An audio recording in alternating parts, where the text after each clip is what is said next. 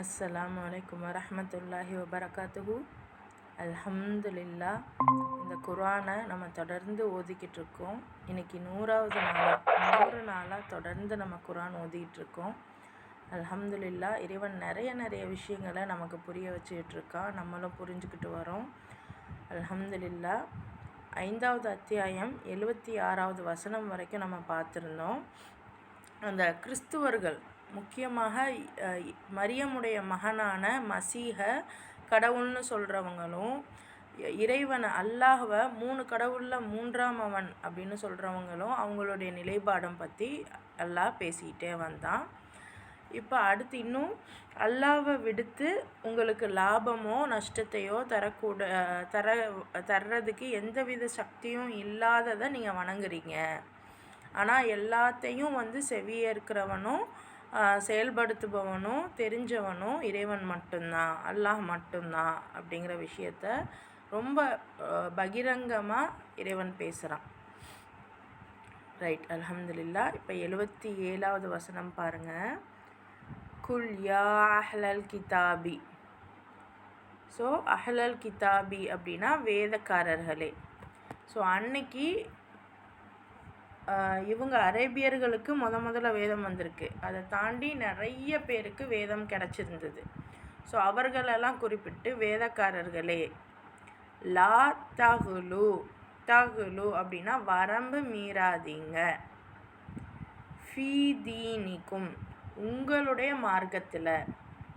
So உங்களுக்குன்னு ஒரு மார்க்கம் இருக்குது. அதாவது நீங்கள் ஒரு லைஃப் ஸ்டைலை ஃபாலோ பண்ணுறீங்க, அதில் நீங்கள் வரம்பு மீறாதீங்க.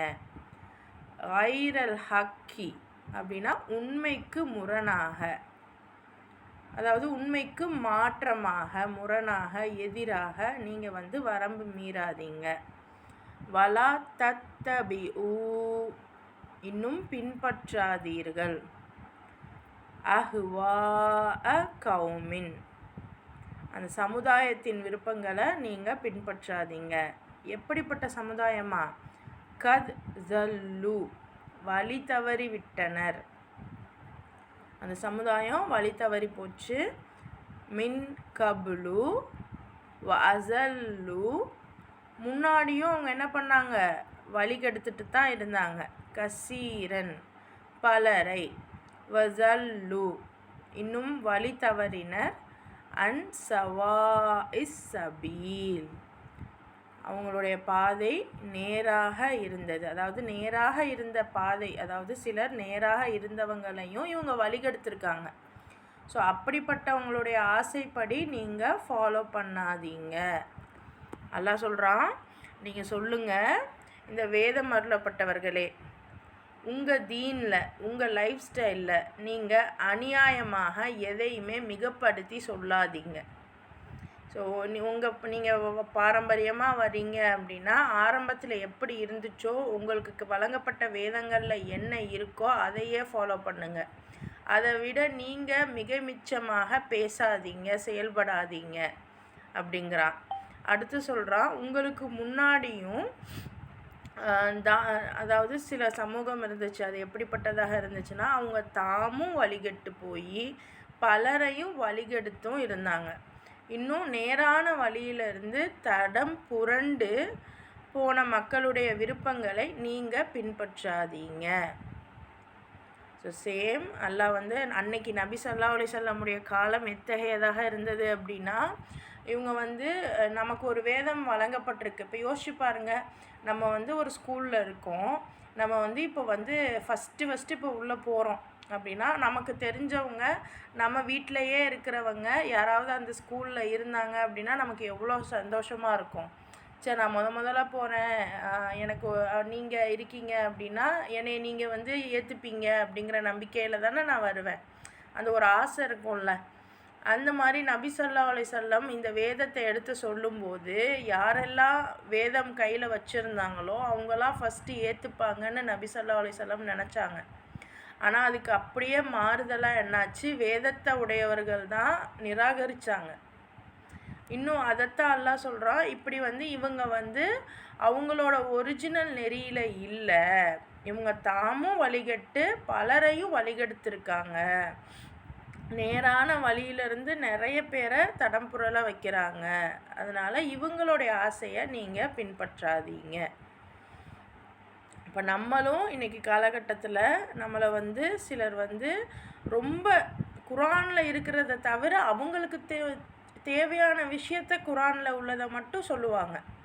மற்றதெல்லாம் நான் சொல்கிறத நீ கேளு, உனக்கு என்ன தெரியும் அப்படிங்கிற மாதிரி நம்மளை ரொம்ப மட்டம் தட்டக்கூடியவர்களாக, அவர்களுக்கு தேவையானதை மட்டுமே பேசக்கூடியவர்களாக, குரான்லேருந்து எடுக்கக்கூடியவர்களாக இருக்கக்கூடியவங்களை அவங்களுடைய ஆசைப்படி நீங்கள் செயல்பட வேணாம்.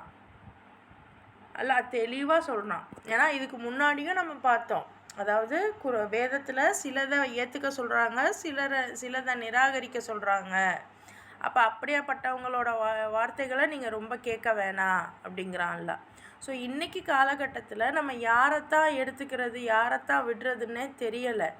ஸோ முடிஞ்ச அளவு நேரான வழி இறைவன் காட்டுவான்ற நம்பிக்கையோட இது வரைக்கும் நீங்கள் என்னெல்லாம் பார்க்குறீங்களோ, அது ரிலேட்டடாக யாரெல்லாம் உங்களுக்கு கற்றுத்தராங்களோ, யாரெல்லாம் உங்கள் வாழ்க்கையில் உங்களுடைய லைஃப் ஸ்டைலை கரெக்ட் பண்ண ஹெல்ப் பண்ணுறாங்களோ அவங்க கைடை நீங்கள் கேளுங்க. மற்றபடி அதிகமாக நம்ம பயான்கள் கேட்குறத விட நம்ம லைஃப் ஸ்டைலை சரி செய்கிறது, சீர் செய்கிறது தான் இன்றைக்கி ரொம்ப ரொம்ப முக்கியமாக இருக்குது. ஸோ இன்ஷா அல்லாஹ் இறைவனுடைய அருளை கொண்டு நீங்களும் நானும் நம்மளுடைய பாதைகளை சீர் செய்வோமாக இன்ஷா அல்லாஹ். அடுத்த ஆயத்து பாருங்கள். லுஇனல்லதீன கஃபரு மின் பனி இஸ்ராயீல அலா லிசானி தாஊத வ ஈஸா இப்னி மரியம் ஸாலிக பிமா அஸவ் வ கானூ யஅ்ததூன். இஸ்ராயீலின் வழித்தோன்றலில் எவர்கள் நிராகரித்தார்களோ அவர்கள் தாவூது மற்றும் மரியத்தின் குமாரர் ஈசா ஆகியோரின் நாவினால் சபிக்கப்பட்டார்கள். ஏனெனில் அவர்கள் இறை கட்டளைக்கு மாறு செய்தார்கள், மேலும் இறை வரம்புகளை மீறியவாறு இருந்தார்கள். இதை ஒரு தடவை திருப்பி நம்ம செக் பண்ணிக்கிடுவோம். கொஞ்சம் கன்ஃபியூஸ் ஆகுது பாருங்கள். லுஈன அப்படின்னா சபிக்கப்பட்டார்கள், அல்லதீன கஃபரு நிராகரித்தவங்க, மிம்பனி இஸ்ராயீல இஸ்ரவேலர்களில், அதாவது தாவூது இன்னும் ஈசா இப்னு மரியம். ரைட் பாருங்கள், தாவூது தனி மற்றும் ஈசா. தாவூது தனி, ஈசா தனி.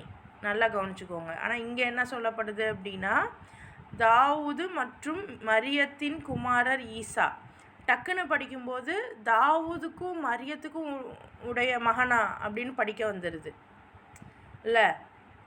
யோசிச்சு பாருங்கள். தாவூது மற்றும் மரியத்தின் குமாரர் ஈசா அப்படின்னோன்னா எனது தாவூதுக்கும் மரியத்துக்கும் என்ன சம்பந்தம்?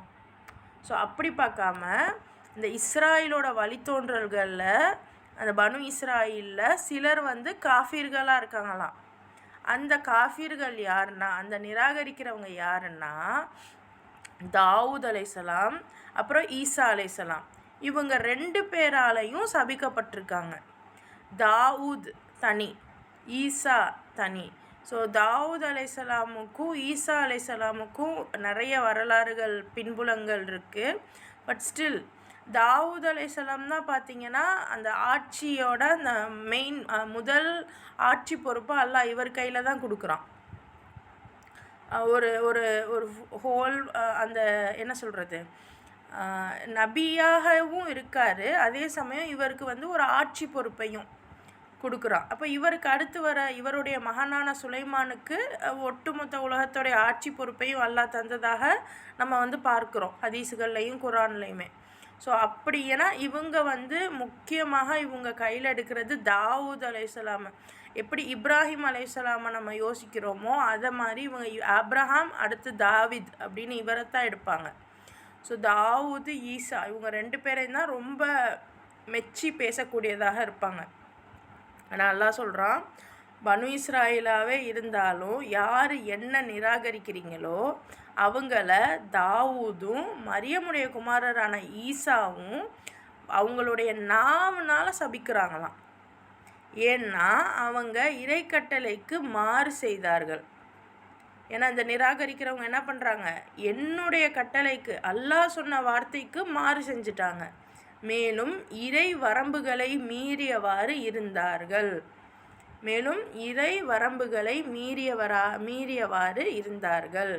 ஸோ இன்றைக்கி நம்மளில் அதிகமாக சொல்கிறோம்ல, எங்கள் முன்னோர்கள்லாம் இப்படி தான் இருந்தாங்க, எங்கள் முன்னோர்கள் வந்து இப்படி தான் இருந்தாங்க, அவங்கள மாதிரி தான் நாங்களும் இருக்க போகிறோம் அப்படிங்கிற மாதிரி ஏகப்பட்ட விஷயங்கள் நம்ம பேசலாம். தமிழர்களாக இருக்கோம், எந்த ஒரு இடத்துல இருந்தாலும். ஆனால் அல்லாஹ் தான் சொல்கிறான், இவங்க முன்னோர்களாக இருந்தாலும் ஆரம்பத்திலேருந்தே வரம்பு மீறி இருந்திருக்காங்க, அதனால தான் நான் இவ்வளோ கஷ்டத்தையும் கொடுத்துருக்கேன் அப்படின்னு சொல்லி தான் அனுப்புகிறான். அப்போது அவங்க இருந்ததை நம்ம பார்க்கக்கூடாது. அவங்க அப்படி இருந்து அல்லாஹ் அழிச்சிருக்கான், அவங்கள நீக்கிட்டு நம்மளை வச்சுருக்கான் அப்படின்னா அவங்க ஏதோ தப்பு பண்ணியிருக்காங்க. அந்த தப்பை தான் அல்லாஹ் நம்மளை செய்யக்கூடாதுன்னு சொல்கிறான். ஆனால் நம்ம என்ன பண்ணுறோம், நம்ம பசங்க என்ன பண்ணுறாங்க, எங்கள் தமிழர்கள் எங்கள் முன்னோர்கள் இப்படி தான் இருந்தாங்க, அப்படி இருந்ததுனால தான் இங்கே பிரச்சனையே, அதனால தான் இறைவன் வந்து அந்த சமூகத்தையே அழிச்சிருக்கான். சேம் அதே மாதிரி இன்றைக்கி நம்மளும் இஸ்லாமும் நம்ம ரொம்ப பெருமை பேசிக்கிடுவோம். ஆனால் அந்த பெருமைக்கும் இன்றைக்கி நம்ம இருக்கிறதுக்கும் சம்மந்தமே இல்லை. அப்போ நடுவில் வந்தவங்க அந்த இஸ்லாத்தை மாற்றி அமைச்சிட்டாங்க தங்களுக்கு தகுந்தாப்பில். நானும் கூட ஒரு கிட்டத்தட்ட 20 வருஷமாக வந்து இஸ்லாம்னா மன்னராட்சின்னு தான் நினச்சிட்டு இருந்தேன். பட் அதுக்கப்புறம் தான் தெரிஞ்சு இஸ்லாமுக்கும் மன்னருக்கும் சம்மந்தமே இல்லைன்னு. ரைட். ஸோ அப்போ அந்த மாதிரி முன்னோர்களுடைய விஷயங்கள் என்னவாக இருந்தாலும் அவங்க இறைவனுக்கு மாறு செய்கிறாங்க. முக்கியமாக இந்த யார் இவங்க, இந்த பனு இஸ்ராயில் வந்து இறைவனுக்கு ஒரு நிமிஷம். ஸோ இந்த பனு இஸ்ராயில் வந்து அல்லாஹ்வை நிராகரிக்கிறாங்க. நான் சொல்கிறேன், அதாவது நிராகரிப்புங்கிறது எப்படி வரும்னா, இறைவன் ஒரு வேலையை செய்ய சொல்லி இவங்களை அனுப்பியிருக்கான், இவங்களுக்கு எல்லா விஷயமும் கொடுத்து அனுப்பியிருக்கான். ஆனால் இவங்க அந்த வேலையை செய்யாமல் அவங்க பாட்டுக்கு இருந்துக்கிறது. ஸோ இதே தான் அதாவது நம்ம இன்றைக்கி செய்கிறோம் இல்லையா, நான் எந்த வேலையும் பார்க்க மாட்டேன், நான் வந்து தொழுவேன், ஓதுவேன், நான் வந்து தாவா பண்ணுவேன், மற்றபடி நான் எந்த வேலையும் பண்ண மாட்டேன், நான் அப்படியே அமைதியாக இருந்துக்கிறேன். இதே வேலையை தான் பனு இஸ்ராயிலும் நாங்கள் செய்கிறோன்னு சொன்னாங்க. ஆனால் அல்லாஹ் அவங்கள சபிச்சான், அவங்கள வந்து விரட்டி அடித்தான். நீங்கள் வந்து இந்த ஊருக்குள்ளே நீங்கள் போகவே கூடாது, 40 வருஷமாக தட்டி அலைங்க அப்படின்னு. அப்போ என்னென்னா, உங்களை நான் இந்த ஊருக்கு இந்த உலகத்தில் நான் அனுப்பியிருக்கேன் அப்படின்னா உங்களுக்கு ஒரு வேலை உண்டு, அந்த வேலையை நீங்கள் செய்யணும். என்ன வேலை அப்படின்னா, ஒவ்வொரு மனித இனமும் இங்கே எப்படி வாழுது, தங்களுடைய லைஃப் ஸ்டைலை அமைச்சிக்கிறதுக்கு என்னென்னலாம் இருக்கோ அதெல்லாம் நீங்கள் ஒருத்தருக்கு ஒருத்தர் மாறி மாறி வேலை செஞ்சுக்கிறணும். யாரும் யாரை விடையும் உயர்வும் இல்லை தாழ்வும் இல்லை. உங்கள் வேலைகளை நீங்கள் பார்த்துக்கிறணும். அப்போ உங்களுடைய தொழில் உங்களோட இருக்கணும், இதுதான் மெயினே.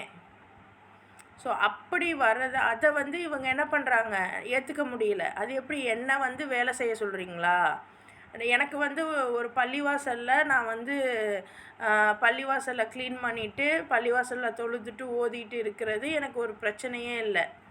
பாதிரியார்களும் அதே மாதிரி தான், சாமியார்களும் பூசாரிகளும் அதே மாதிரி தான். கோயிலில் நான் வந்து பூஜை செய்கிறது எனக்கு ஒரு வேலையே இல்லை. ஆனால் கல் உடச்சி மண் உடச்சி நான் இன்னும் பயிரிட்டு கொண்டு வர்றது வந்து கஷ்டம். உடல் வலிமை உடல் உழைப்பு தேவை, இதை விட அது கஷ்டம். அதை செய்ய மாட்டோம், அதை செய்ய இவங்க மறுக்கிறாங்க. அல்லாஹ்வுடைய வேலை நான் சொல்கிறத நீங்கள் செய்யுங்க அப்படிங்கிறான்.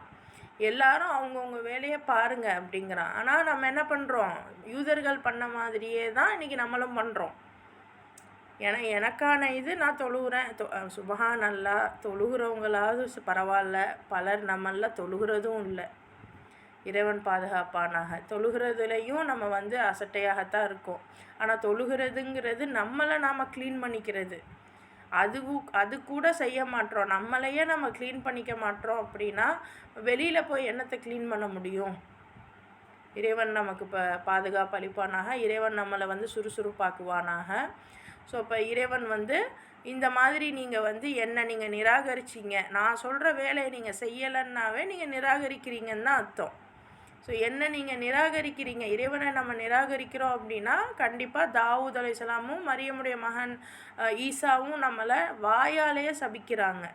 ஏன்னா இவங்க தான் இறை கட்டளைக்கு மாறு செய்கிறாங்க, இன்னும் இறை வரம்புகளை மீறுறாங்க.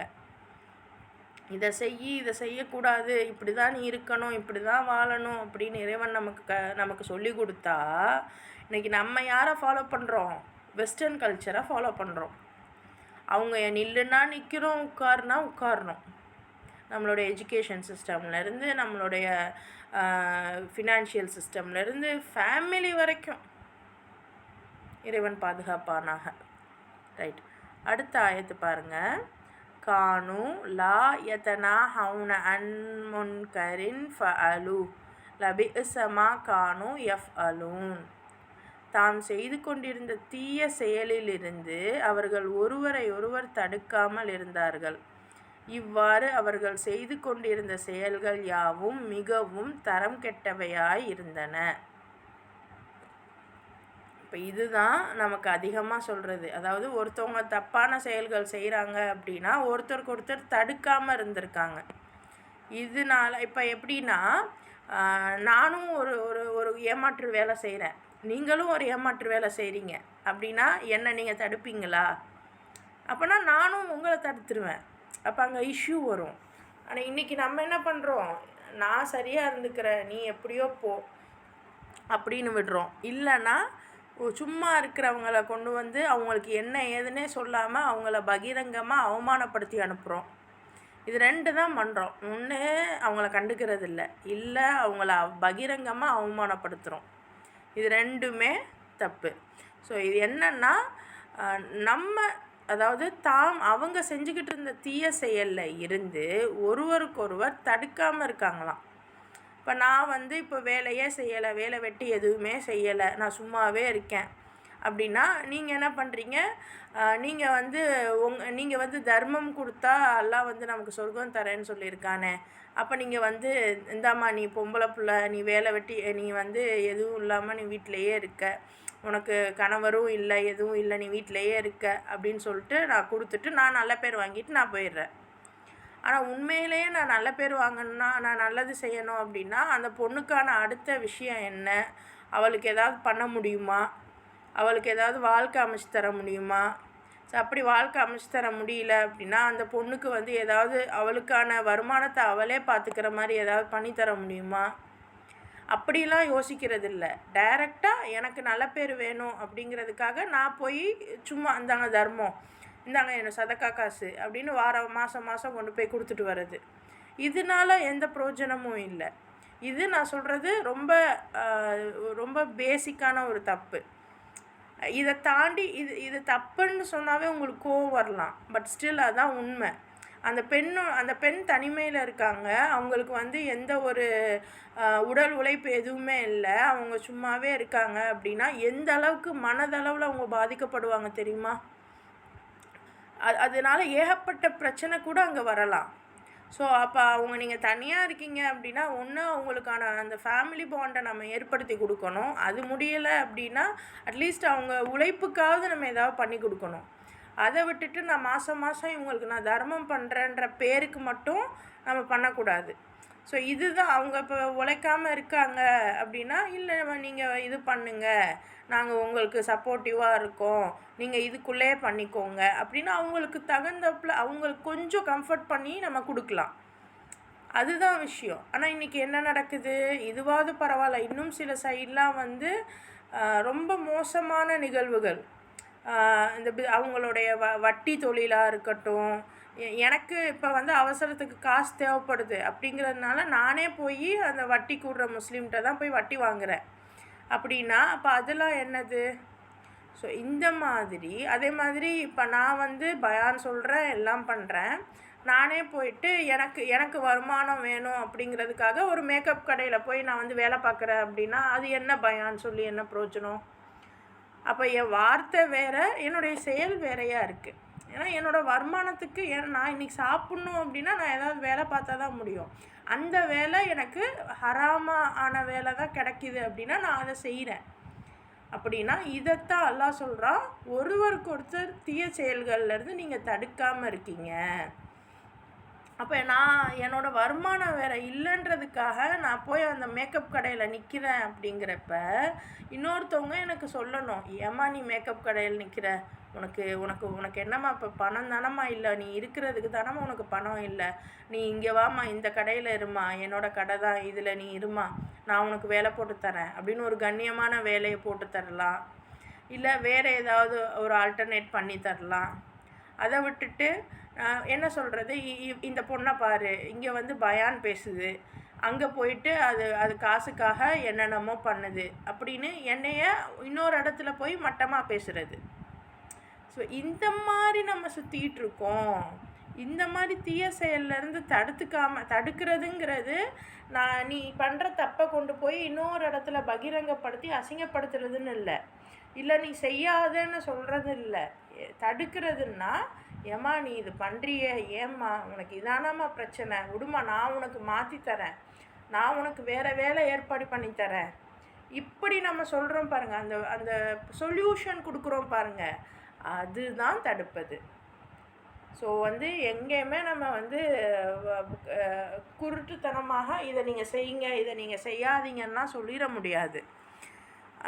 சொல்கிறது ஈஸி, தடுக்கிறதுங்கிறது வாயால் சொல்கிறது இல்லை, செயலில் காமிக்கிறது. ஸோ இப்படி நம்ம தடுக்கணும். ஸோ அப்படி நம்ம தடுக்கலைன்னா நம்மளுடைய செயல்கள் மிக தரம் கெட்டவையாக இருக்கும்.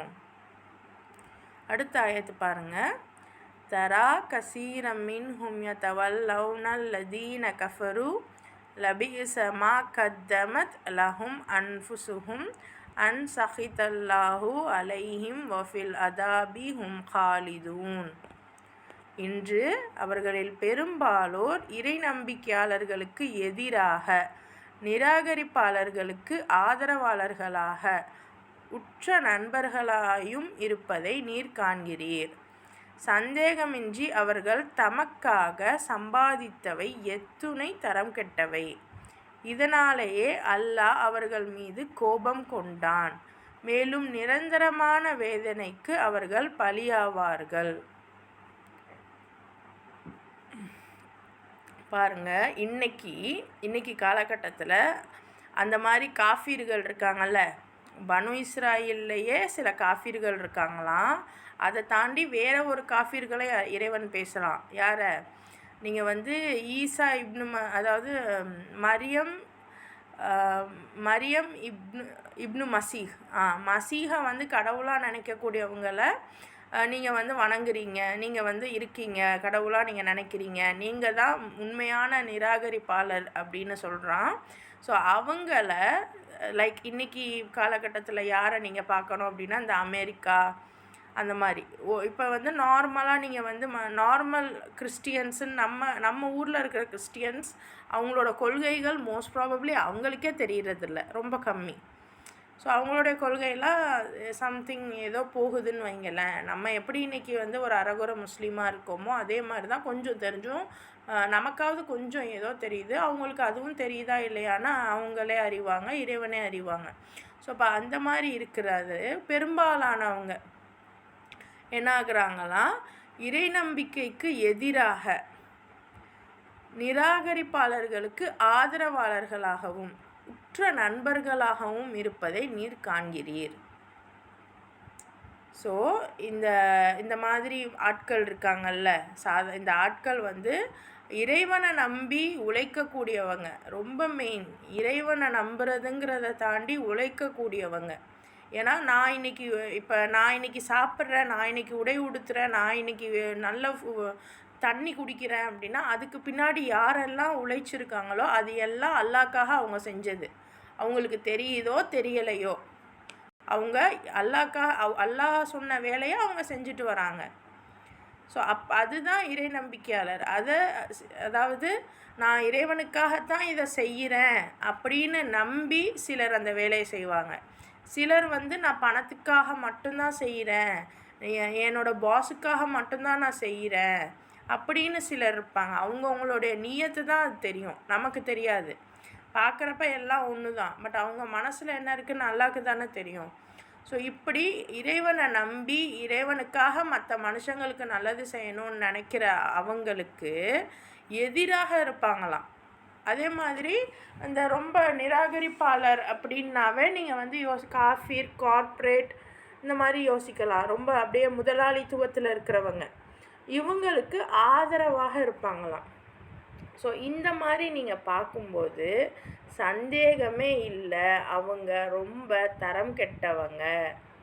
அதனால தான் அல்லாஹ் அவங்க மீது கோபம் கொண்டான்.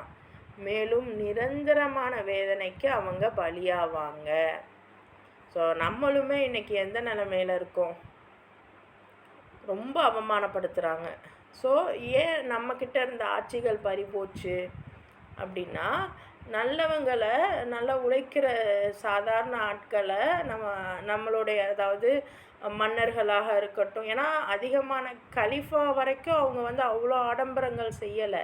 அவங்கக்கிட்ட பணம் இல்லாமல் இல்லை, அவங்க வெறுத்தாங்கன்னு இல்லை. அவங்க இது வந்து மற்ற மக்களுக்கு போய் சேரணும், உழைக்கிறவங்களுக்கு போய் சேரணும் அப்படின்னு தனக்கு வந்த பணத்தையும் கூட மற்றவங்களுக்கு கொடுத்து இது பண்ணாங்க. ஸோ அப்படி இருந்தவங்களை ஆனால் அதுக்கு அடுத்து வந்த ராஜாக்கள்னு பார்க்கும்போது தே ஆர் ரொம்ப ரிச்சாக இருக்காங்க. இன்றைக்கி வரைக்கும் எல்லா முஸ்லீம் மன்னர்களும் ஏகாதிபோக பணக்காரர்களாகத்தான் இருக்காங்க. சுபஹானல்லாஹ். ஸோ இந்த மாதிரி இருக்கிறவங்க யாரை வந்து அனுசரித்து போகிறாங்களாம்? யார் அனுசரித்து போகிறாங்களாம்? நிராகரிப்பவர்களை. பெரிய பெரிய கார்ப்பரேட்டோட கை குலுக்கிற எல்லா இதையும் நம்ம பார்க்குறோம் இல்லையா? இன்றைக்கெல்லாம் சவுதியாக இருக்கட்டும், யுஏஇயாக இருக்கட்டும், மாஷா அல்லாஹ் எவ்வளோ சிறப்பாக கை குலுக்கிக்கிட்டு இருக்காங்க. ஸோ இதெல்லாம் தான் இறைவன் சொல்கிறான், எத்தனை தரம் கெட்டது. இதனால தான் அல்லாஹ் இவங்க மீது கடுமையான கோபம் கொண்டான். மேலும் கொண்டான் அப்படின்னா இவங்க அன்னைக்கு, அதாவது இன்றைக்கி மேபி பார்க்க ரொம்ப ரிச்சஸ்டாக இதாக தெரியலாம், பட் இவங்க மேலே அல்லாஹ்வுடைய கோபம் இருக்குது. அவங்க வேதனை நிரந்தரமான வேதனை, ஃப்யூச்சரில் கியாமத்துலேயும் அவங்களுக்கு வேதனை இருக்கும். பட் ஸ்டில் உள்ளுக்குள்ளே அவங்களுக்கு இருக்கக்கூடிய பிரச்சனைகள், அவங்களுக்கு இருக்கக்கூடிய விஷமங்கள்லாம் நமக்கு தெரியாது. அதுதான் விஷயம். நம்ம வந்து ஒருத்தவங்கள பார்த்தோன்னே இவங்க எப்பா எவ்வளோ நல்லா இருக்காங்க அப்படின்னு தோணும். ஆனால் உள்ளுக்குள்ளே இறைவன் அவங்களுக்கு தந்துட்டுருக்கக்கூடிய வேதனையும் அந்த கஷ்டங்களும் நமக்கு புரியாது, தெரியாது. ஸோ அதைத்தான் இங்கே சுட்டி காமிக்கிறான். அடுத்த ஆயத்து பாருங்கள்.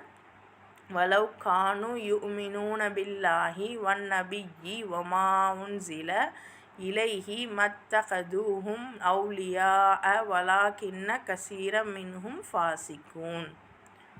உண்மையிலேயே அவர்கள் அல்லாஹ்வின் மீதும் இறைதூதரின் மீதும் அவருக்கு இறக்கி அருளப்பட்ட வேதத்தின் மீதும் நம்பிக்கை கொண்டு இருப்பார்களாயின் நம்பிக்கையாளர்களுக்கு எதிராக நிராகரிப்போரை தம் உற்ற நண்பர்களாய் ஒருபோதும் ஆக்கி கொண்டிருக்க மாட்டார்கள். ஆயினும் அவர்களில் பெரும்பாலோர் அல்லாஹ்வுக்கு கீழ்ப்படிவதில் இருந்து விலகி சென்று விட்டார்கள்.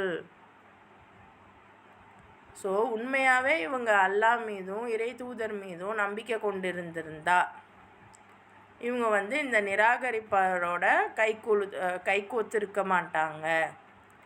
எப்போ இந்த இஸ்லாமிக் ஆட்சி வந்து கவுந்துச்சுன்னு பாருங்கள், எப்போ பிரிட்டிஷோட கைகோத்துச்சு, அமெரிக்காவோட கைகோத்துச்சு அப்படின்னு பாருங்கள். நபி அதாவது கலிஃபாக்கள் அலி ரலியல்லாஹு அன்ஹுவோடையே ஸ்டாப் ஆகி அதுக்கப்புறம் என்னாச்சுங்கிறத பாருங்கள். அவங்க யாரின் மூலமாக வந்தாங்கன்னு பாருங்கள்.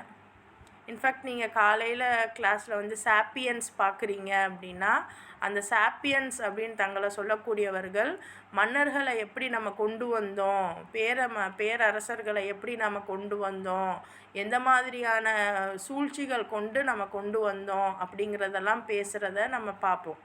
அதாவது அவங்களே எழுதியிருக்காங்க, தங்களை பற்றி எழுதியிருக்கோம் அப்படின்ட்டு. அது ஒட்டுமொத்த மனிதனுமே இப்படி தான்ற மாதிரி யோசிக்கக்கூடாது. ஒரு குறிப்பிட்ட இனம் தங்களை பற்றி எழுதியிருக்கு. ஸோ இந்த மாதிரி அந்த நிராகரிப்போரை பற்றின விஷயங்கள் நம்ம அதிகமாக பார்க்குறோம். ஸோ உண்மையிலே நீங்கள் நம்பிக்கை கொண்டு இருந்தீங்க அப்படின்னா இந்த மாதிரி நீங்கள் வந்து நிராகரிப்போரோட நண்பர்களாக ஆகியிருக்க மாட்டீங்க. ஏன்னா நீங்கள் வந்து நிறைய பேர் பெரும்பாலானவங்க என்ன ஆகுறீங்க, அல்லாஹ்வுக்கு கீழ்ப்படிகிறதுலேருந்து அல்லாஹ்வுக்கு கட்டுப்படுறதுலேருந்து விலகி போயிட்டீங்க அப்படின்னு இறைவன் சொல்கிறான். அடுத்த ஆயத்து பாருங்கள். லதஜீதன்ன அஷத்தன் நாசி அதாவத்தல் லில்லதீன ஆமனுல் யஹூத வல்லதீன அஷ்ரகு வலதஜிதன்ன அக்ரபஹும் மவத்ததல் லில்லதீன ஆமனுல்லதீன காலு இன்னா நசாரா ذَلِكَ بِأَنَّ مِنْهُمْ قِسِّيسِينَ وَرُهْبَانًا وَأَنَّهُمْ لَا يَسْتَكْبِرُونَ.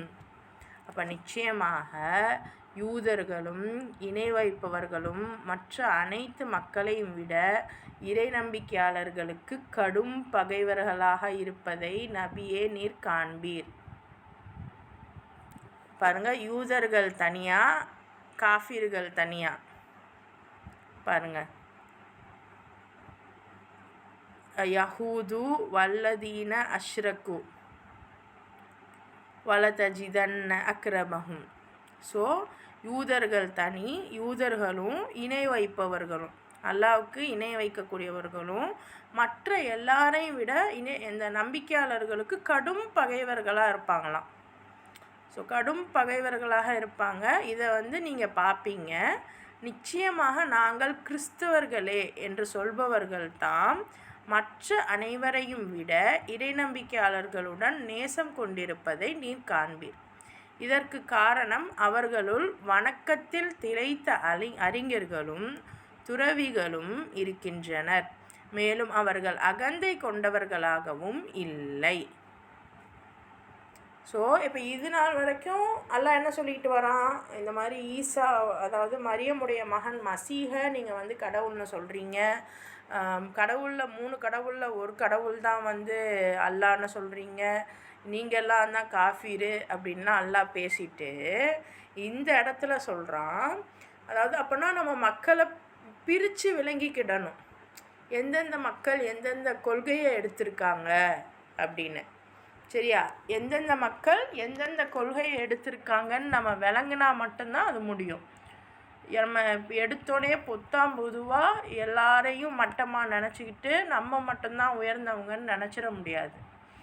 ஸோ இது வரைக்கும் பார்த்ததில் யூதர்களும் இணை வைப்பவர்களும் தான் எல்லாரையும் விட. அப்போ இவங்களை தாண்டி இன்னும் நிறைய இனங்கள் இருக்குது, அதான அர்த்தம். மற்ற அனைத்து மக்களையும் விடனா அதான அர்த்தம். ஸோ எல்லாரையும் விட இந்த யூதர்களும் இந்த இணை வைப்பவர்களும் கொஞ்சம் ரொம்ப வந்து எதிரியாக தான் இருப்பாங்க நம்பிக்கையாளர்களுக்கு. ஸோ அவங்கள இன்னும் அதே மாதிரி நீங்கள் பார்ப்பீங்க. நாங்கள் வந்து கிறிஸ்துவர்கள் அப்படின்னு சொல்கிறவங்க, அந்த கிறிஸ்துவர்கள் அப்படின்னா ஈசா அலைஹிஸ்ஸலாமை நபியாகவே நம்பி எங்களுடைய நபி வந்து திருப்பியும் வருவாங்க, எங்கள் ஈசா திருப்பியும் வருவாங்க அப்படின்னு நம்பிக்கொண்டு இருக்கக்கூடிய அந்த மதம், அதுதான் கிறிஸ்துவம். ஸோ அது வந்து இன்றைக்கி காலகட்டத்தில் இந்த ரஷ்யா இவங்கெல்லாம் வந்து இந்த இதைத்தான் வந்து அவங்களுடைய கொள்கையாக எடுத்து வைக்கிறாங்க. தங்களுடைய மசாயா வர்றதுக்காக வெயிட் பண்ணுறாங்க. அவங்க வந்து இயேசுவை வந்து இரட்சகராகத்தான் பார்க்குறாங்க, தூதராகத்தான் பார்க்குறாங்க. இயேசுவை வந்து கடவுளாகவோ கடவுளுடைய மகனாகவோ அவங்க பார்க்கல. ஸோ அப்படிப்பட்டவங்களை இறை நம்பிக்கையாளருக்கு நேசம் கொண்டிருக்கிறத நீங்கள் பார்ப்பீங்க. ஸோ இன்றைக்கும் ரொம்ப மற்றவங்களுக்கு வந்து கொஞ்சம் ஆசுவாசப்படுத்தக்கூடியது அமெரிக்காவா, பிரிட்டிஷா, ரஷ்யாவா செக் பண்ணி பார்த்துக்கோங்க. ஸோ அந்த மாதிரி இப்போ உள்ள ரீசன்ட் டைம்ஸில் ரஷ்யா, இது வந்து உலக அரசியல், பட் ஸ்டில் தெரிஞ்சுக்கோங்க. ஸோ ரஷ்யா வந்து என்ன பண்ணுது, ஓரளவுக்கு வந்து கொஞ்சம் அந்த இவங்களுக்காக சப்போர்ட் பண்ணுது.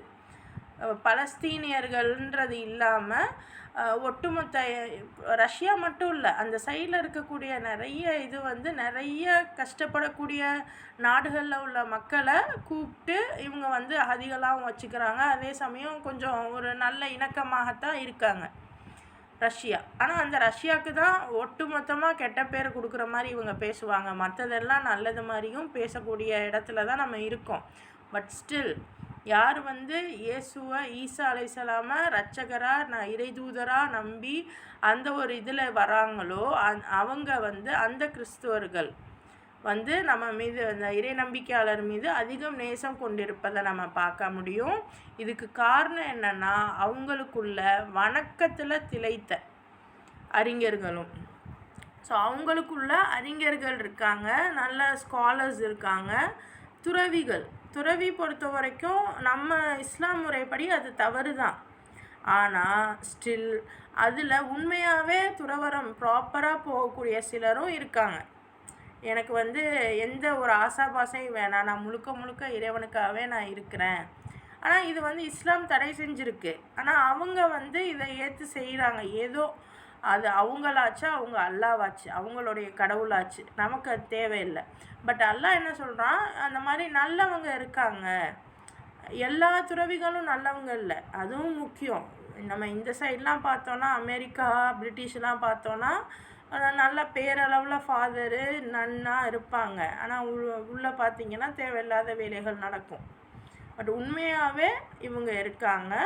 ஸோ அதனால் இன்னும் அவங்க வந்து அகந்தை கொண்டவர்களாக இல்லை, அவங்க வந்து பெருமை கொண்டு அகந்தை கொண்டவர்களாக இல்லை அப்படின்னு அல்லாஹ் அவங்களுக்கு சர்டிஃபிகேட்டும் கொடுக்குறான். இந்த மாதிரியான கிறிஸ்துவர்களை வந்து நீங்கள் பார்க்க முடியும் அப்படின்னு. ஸோ இதெல்லாம் சிந்திக்கணும். இதெல்லாம் வேர்ல்டு வைடாக இன்றைக்கி நடக்கிறது, அன்னைக்கும் நடந்துச்சு, இன்றைக்கும் நடக்குது. அதுதான் விஷயம். அடுத்த ஆயத்து பாருங்கள்.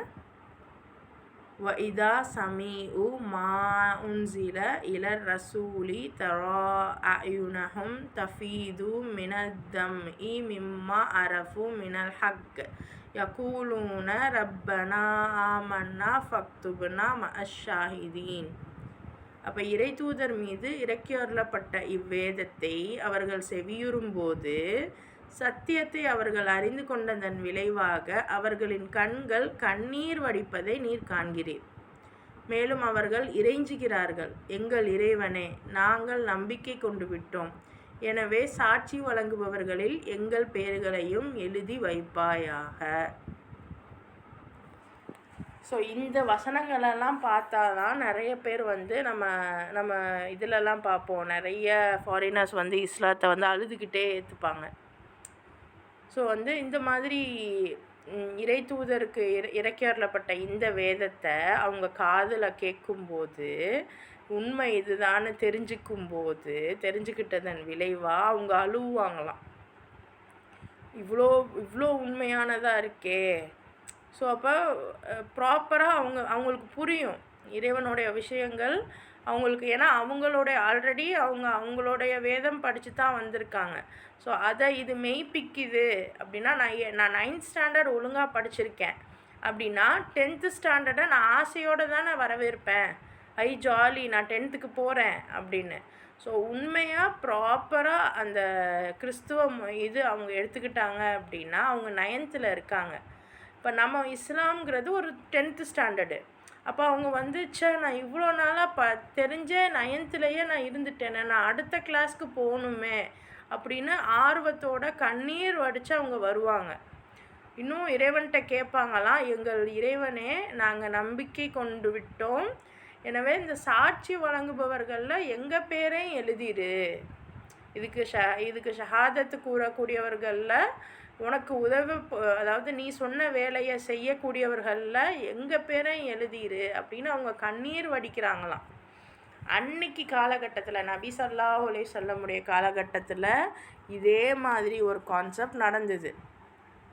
இவங்க வந்து இந்த மன்னர் ஹெர்குலிஸ்கிட்ட போகும்போது நஜ்ஜாஷிகிட்ட போகும்போது என்னது அந்த இடத்துல வந்து இவங்களுக்கான அந்த ஃபஸ்ட்டு நீங்கள் மதீனாக்கு போகலை, ஹிஜ்ரத் ஆகி நஜ்ஜாஷி மன்னர்கிட்ட தான் போகிறாங்க.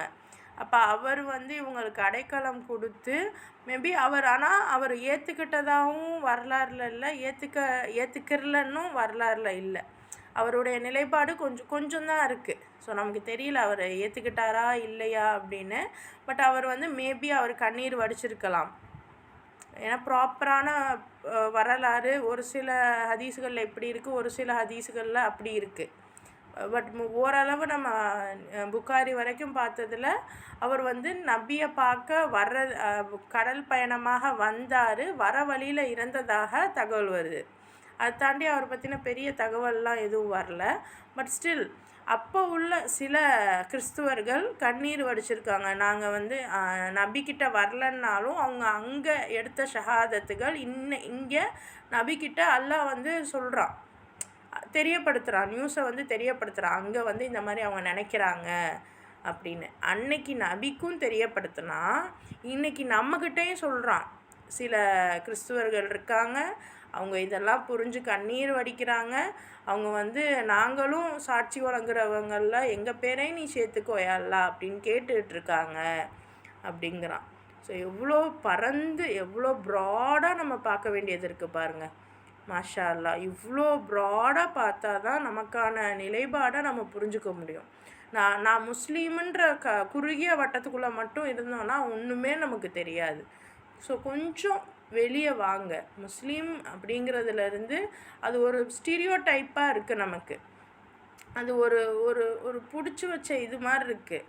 அதுலேருந்து கொஞ்சம் வெளியே வாங்க. எல்லாரும் சமம்தான், எல்லாரும் ஒரே மாதிரி தான். அவங்கவுங்களுடைய கொள்கைகளும் அவங்கவுங்களுடைய நம்பிக்கைகளும் தான் இறைவனிடத்தில் பேசும், அரபி மொழியெலாம் பேசாது. ஸோ அப்படி இவங்க வந்து இருக்கிறத வந்து அல்லாஹ் வந்து என்ன பண்ணுறான், சொல்லி காமிக்கிறான், நம்ம எல்லாருக்குமே தெரிய வைக்கிறான். ரைட். அடுத்த ஆயத்து பாருங்கள்.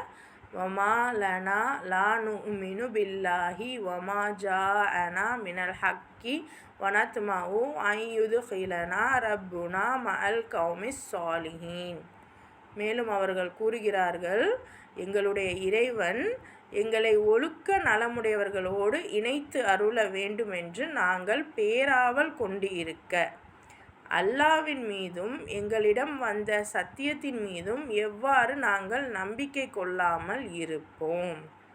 அந்த கிறிஸ்துவர்கள் சொல்கிறாங்களாம், நாங்கள் வந்து எங்களுடைய இறைவன் எங்களை வந்து ஒழுக்கமான நல்ல ஆட்களாக எங்களை வந்து நல்ல ஆட்களோடு எங்களை சேர்த்து வைக்கணும்னு நினைக்கிறான். அப்போ அப்படிப்பட்ட அல்லாஹ் வந்து எங்கக்கிட்ட இந்த சத்தியத்தை கொண்டு வரும்போது நாங்கள் ஏன் நம்பிக்கை கொள்ளாமல் இருக்க போகிறோம்? அவங்க அப்படி பேசுகிறாங்களாம். அதாவது அந்த கிறிஸ்துவர்கள் நபி ஸல்லல்லாஹு அலைஹி வஸல்லம் இஸ்லாத்தை கொண்டு போய் அங்கே பறைசாற்றும் போது அவங்க நபி ஸல்லல்லாஹு அலைஹி வஸல்லம் எல்லா இடத்துக்கும் தான் மட்டும் போய் கொடுக்க மாட்டாங்க. இவங்க வந்து ஒரு ஹெட்டு தன்னோட அந்த சஹாபாக்கள்கிட்ட தான் ஓலை மாதிரி கொடுத்துடுவாங்க. ஸோ அப்படி பார்க்கும்போது அன்னைக்கு காலகட்டத்தில் ஒரு கூட்டம் வந்து இந்த மாதிரி நினச்சதை அல்லாஹ் இங்கே பகிரங்கமாக நபிக்கிட்ட சொல்லிக்கிட்டு இருக்கான். அதுவும் சரி, இன்றைக்கி நமக்கும் அல்லாஹ் இந்த வார்த்தைகளை சொல்கிறான். ஸோ சில கிறிஸ்துவர்கள் இருக்காங்க, அவங்க என்ன பண்ணுறாங்களாம், எங்கள் இறைவன் வந்து எங்கள் மேலே இப்படி இவ்வளோ ஒழுக்கமான ஒரு நல்ல நடைமுறை கொண்ட ஒரு விஷயத்தை எங்களுக்கு இறக்கி அருள அவன் பேராவல் கொண்டு இருக்கான், அவன் ரொம்ப ஆசைப்பட்டு எங்களுக்கு இதை தரான். அப்படிங்கிறப்ப நாங்கள் இதை ஏற்றுக்காமல் இருப்போமா, நாங்கள் இதை நம்பாமல் இருப்போமா அப்படின்னு சொல்லி அவங்க கேட்குறாங்க. ஃபஅஸாபஹுமுல்லாஹு பிமா காலு ஜன்னாத்தின் தஜ்ரி மின் தஹதிஹல் அன்ஹாரு ஹாலிதீன ஃபீஹா வதாலிக ஜஸாஉல் முஹ்சினீன். அவர்கள் இவ்வாறு கூறியதால் கீழே ஆறுகள் ஓடிக்கொண்டிருக்கும் சுவனத்தோட்டங்களை அல்லாஹ் அவர்களுக்கு வழங்கினான், அதில் அவர்கள் நிலையாக தங்கி வாழ்வார்கள், இதுவே நன்மை புரிவோருக்கான கூலி. ஸோ இந்த மாதிரி அவங்க சொல்லியிருக்காங்க. அதுக்கப்புறம் அவங்க நிலைமை என்ன ஆச்சுன்னு தெரில. பட் அவங்க வந்து அல்லாஹ் எங்களுக்கு நல்லதை நாடிட்டான் அப்படின்னா நாங்கள் நம்பாமல் இருப்போமா, நாங்கள் நம்புகிறோம் அப்படின்னு அவங்க சொல்லியிருக்காங்க. சொன்னதன் காரணமாகவே அல்லாஹ் என்ன பண்ணுறான், அவங்களுக்கு ஆறுகள் ஓடிக்கொண்டிருக்கக்கூடிய சுவன தோட்டங்களை வழங்குறான், அதில் அவங்க நிலையாக இருப்பாங்க, இதுதான் நன்மை புரிபவருக்கான கூலி அப்படின்னு சொல்கிறான். ஸோ அன்னைக்கும் அதை வந்து அல்லாஹ் நிரூபிக்கிறான், இன்றைக்கும் இதை வந்து நிரூபிக்கிறான். இந்த மாதிரி இறைவனுடைய வசனங்களை ஏற்று அல்லாஹ் எங்களுக்கு இவ்வளோ நல்லொழுக்கத்தை தர ரெடியாக இருக்கானா, நான் அதுக்காக நான் சண்டை போடுவேன், நான் மற்றவங்கள காப்பாற்றுவேன் அப்படின்னு. இன்றைக்கி வேர்ல்டு எஃபெக்டில் யார் யாருக்கு வந்து இது கொடுக்குறா, சப்போர்ட் பண்ணுறா, அதெல்லாம் ஜஸ்ட்டு சும்மா அப்படி பாருங்கள், போகிற போக்கில் பாருங்கள். ஈரானுடைய நிலைமை என்னவாக இருக்குது, ஈரானுக்கு யார் சப்போர்ட் பண்ணுறா, யார் வந்து ஈரானை ஒழிச்சு கட்டணும்னு நினைக்கிறா, இதெல்லாம் பாருங்கள். பலஸ்தீன் மட்டும் விஷயம் இல்லை, சுற்றிலும் நிறைய விஷயங்கள் இருக்குது, அதெல்லாம் தெரிஞ்சுக்கோங்க, பாருங்கள், கண்ணால் பாருங்கள். ஸோ இப்படி இருக்கிறவங்களுக்கு தான் அல்லாஹ் வந்து சொர்க்கத்தை கூலியாக தருவேன் அப்படிங்கிறான். அல்ஹம்துலில்லாஹ். மீதி வசனங்களை இன்ஷா அல்லாஹ் திங்கக்கிழமை நாம் பார்க்கலாம்.